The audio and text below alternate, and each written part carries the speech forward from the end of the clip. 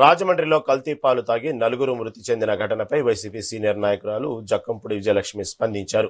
బాధిత కుటుంబాలను పరామర్శించారు. ఈ సందర్భంగా కూటమి ప్రభుత్వంలో వ్యవస్థలన్నీ కుప్పకూలాయని విమర్శించారు.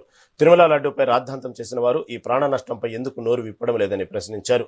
బాధితుల వైద్య ఖర్చులను ప్రభుత్వమే భరించాలని డిమాండ్ చేశారు. కేవలం రెడ్ బుక్ రాజ్యాంగం వల్లే ఇన్ని రకాల అనర్థాలు ఏర్పడుతున్నాయని అన్నారు.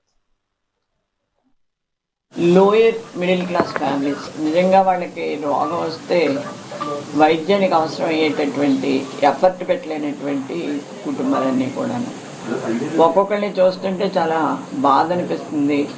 ఒకే కుటుంబంలో ఇద్దరు వ్యక్తులు చనిపోయినటువంటి సంఘటన.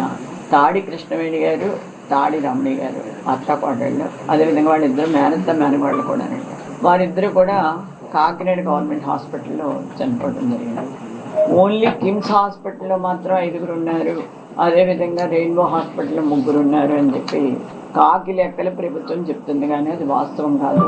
ఈ రకమైనటువంటి సంఘటనలు జరుగుతున్నప్పుడు నిమ్మక నీరెత్తినట్లు, అంటే ఈ రోజు వరకు కూడా ప్రభుత్వ యంత్రాంగంలో సరైనటువంటి కదలిక లేదు అని చెప్పుకోవాలి. ప్రభుత్వం ఉన్నతాధికారులే చెప్తున్నారు ఇక్కడ ఏ రకమైనటువంటి ఇది లేదో, అంతా సేఫ్టీ వాతావరణం ఉంది. చాలా దురదృష్టం. వేళ పాలలో కల్తీ జరిగి ఇప్పటికీ వెలుగులోకి సుమారుగా 16 మంది ఈ కల్తీ కారణంగా అనారోగ్యం పాలై హాస్పిటల్లో జాయిన్ అయినటువంటి వాళ్ళు కావచ్చు. 5 ఇప్పటికే మరణించడం కావచ్చు మనకు తెలుస్తా ఉంది. ఆల్మోస్ట్ మరి 1 వీక్ నుంచి ఈ రకమైనటువంటి పరిస్థితులు రాజమండ్రి లాంటి నగరంలో వివిధ హాస్పిటల్స్లో ఇటువంటి ప్రాబ్లంతో అడ్మిషన్స్ అవుతా ఉన్నారనేటువంటిది తెలుస్తూ ఉన్నప్పటికీ కూడా కనీసం వారం రోజుల నుంచి ప్రభుత్వ యంత్రాంగం స్పందించకపోవడం అనేటువంటిది చాలా దురదృష్టం. రాష్ట్రంలో ఉన్నటువంటి ప్రభుత్వ యంత్రాంగాలు, వ్యవస్థలు అన్నీ కూడా ఎంతసేపు ఉన్నా రాజకీయ కక్ష సాధింపులకి మాత్రమే వారిని ఉపయోగిస్తూ ఉన్నారు.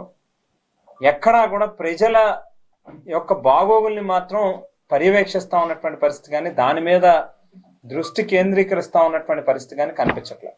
ఉదాహరణకి మొన్నటి రోజు అంబటి రాంబాబు గారిని జైలు నుంచి విడుదల చేసిన తర్వాత 150 మంది పోలీసులు రాజమండ్రి నగరంలో ఉన్నటువంటి 4 పోలీస్ స్టేషన్లకు సంబంధించినటువంటి సర్కిల్ ఇన్స్పెక్టర్లు, traffic, crime, Bommuru, Dhavaleswaram, Rajanagaram, Korukonda, entire police వ్యవస్థ అంతా కూడా అక్కడే ఉన్నారు.